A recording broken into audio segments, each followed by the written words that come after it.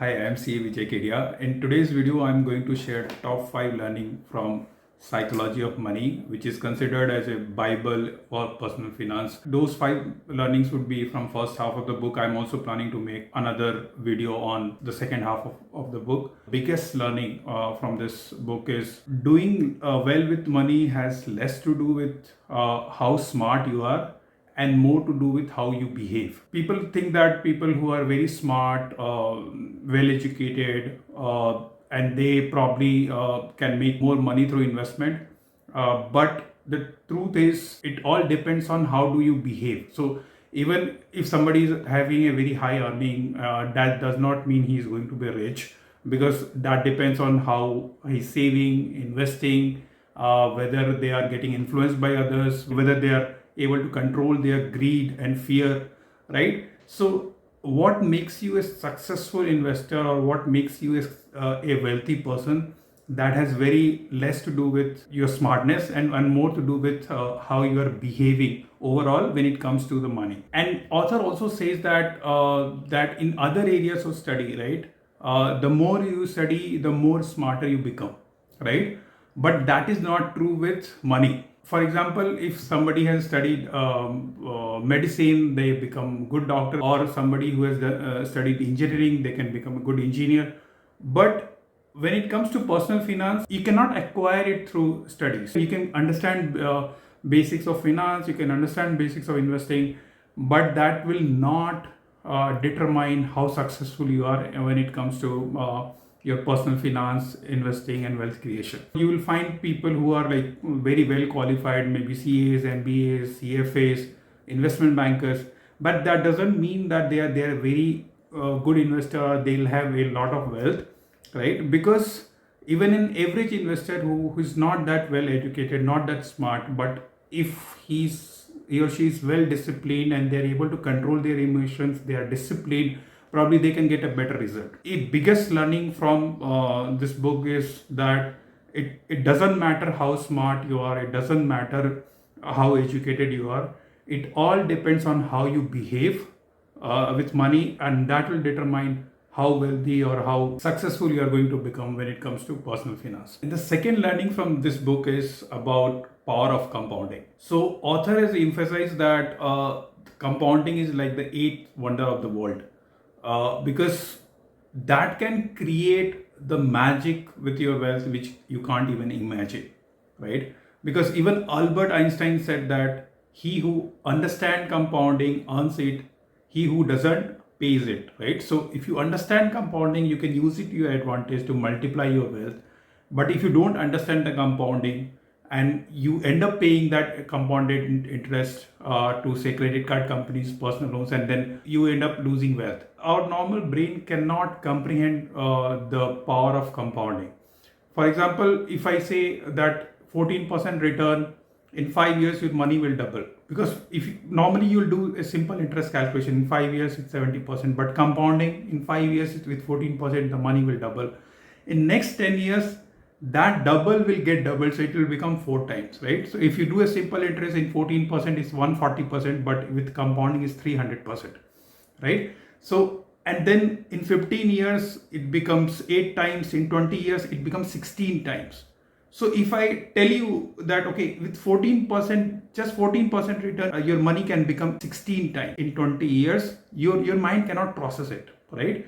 But thing is, that's how it works, right? So you need to understand and believe in that magic of compounding to create wealth. Normally people try to chase the higher return, they want to get rich quickly. Wealth which is created by most of the people in the world, that is created over time with power of compounding, right? And he has also given an example for Warren Buffett, and he has said that, like, out of 84.5 billion of his net worth, 84.2 billion was accumulated after his 50th birthday. So after a certain period, your wealth explodes due to compounding. So you don't need a very high return to create wealth. If you are getting a reasonable return, and if you are allowing your investments to compound over a time, that can create miracle, right? And that is the secret of wealth creation which author is trying to highlight. Third learning from this book is understanding the difference between becoming wealthy and staying wealthy. So author says becoming wealthy and staying wealthy are two different skills, and because to become wealthy you need to take risk, you need to be optimistic so that you can continue investing, you can stay that disciplined, and then you can create wealth. But when you're closer to your goal, you need to also become a bit conservative. Like, you need to understand that whatever you have accumulated, that can also be taken away. So you don't need to take unnecessary risk once you are closer to your goal, so that you can maintain that wealth, you can stay wealthy. Once you reach there, you need to anticipate for the worst and then try to be conservative. For example, if you have anticipated that I'm going to get say 12% return over the next 5 years, but say if you just get 8%, right? Will your financial plan is able to handle that kind of scenario? Or maybe for few years, 2 3 5 years, your market run sideways and you're not able to get any return, right? Will it work? So author says that more than big returns, I want to be financially unbreakable. So unbreakable means you can survive this kind of ups and downs, so that your compounding can work in your favor, and you can allow compounding to do its magic. If you are taking unnecessary risk and that wipes out your capital and you are say out of the market, then obviously you lose that opportunity to create that long-term wealth. You need to take some amount of risk to create wealth, but at the same time you should not be taking too much risk. You need to be conservative when you are closer to your goal, so that the compounding can do its work and you don't lose what you have earned. The fourth big learning from this book is understanding the purpose of money itself.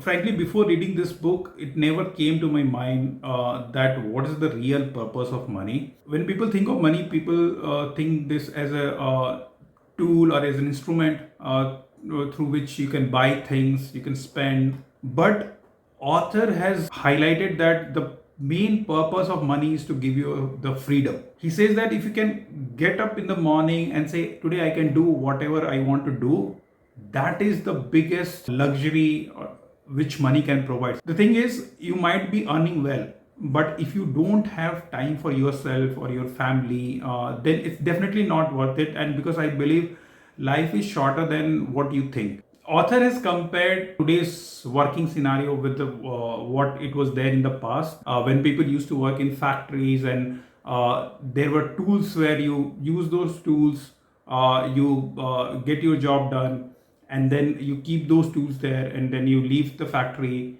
and you come home, and so you are disconnected from the work. But as a knowledge worker, when you're using your mind to solve things, it's constantly in your head.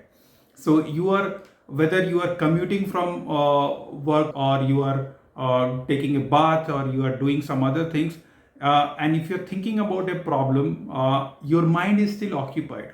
So mind is your tool which you're using to solve the problem, right? And that tool you cannot leave it at office. So it's always there. It's most of the time it's occupied.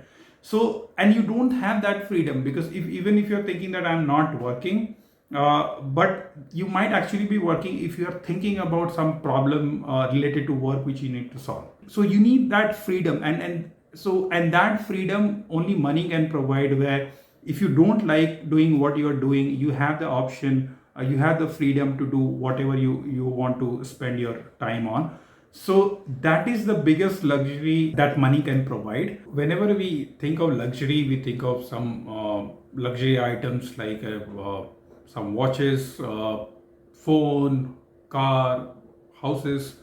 But what author is saying is that real luxury is when you're using your money to buy time and option that has a lifestyle benefit which very few luxury goods can compete with. So that is a freedom that you can buy time, you can do whatever you want that time, you have options to work on things you like. Those kind of luxury you can get only you if you have that financial freedom. So the author says that the freedom to do whatever you want, whenever you want, for as long as you want, is the biggest luxury which money can provide, and which very few things can compete with that kind of luxury. The next learning from this book is about the perception of wealth, because author says that wealth is what you don't see. So normally we judge people's wealth by looking at their house, cars, but because we can't look into their bank accounts and investments, right? But author says that wealth is the income which is not spent,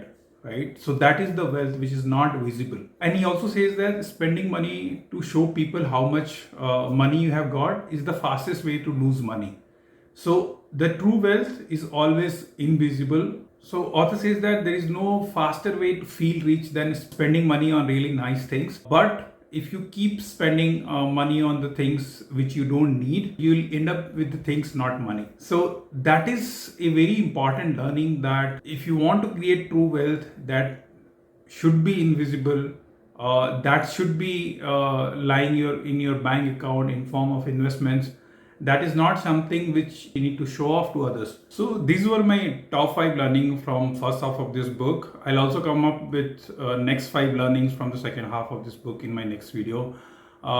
If you like this video, please hit the like button, subscribe if you have not done already, and do share with your friends and family as well. And if you have any queries or suggestions, do let me know in comments, and I'll see you in the next video. Thank you.